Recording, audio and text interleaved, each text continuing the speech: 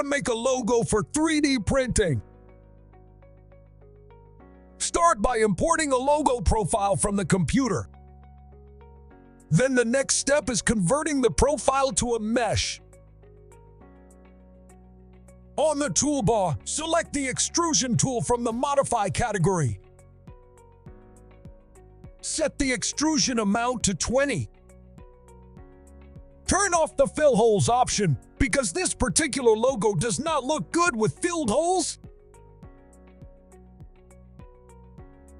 Click on the check mark to finalize the extrusion. The logo is ready for 3D printing. Check the link to the full video on the description.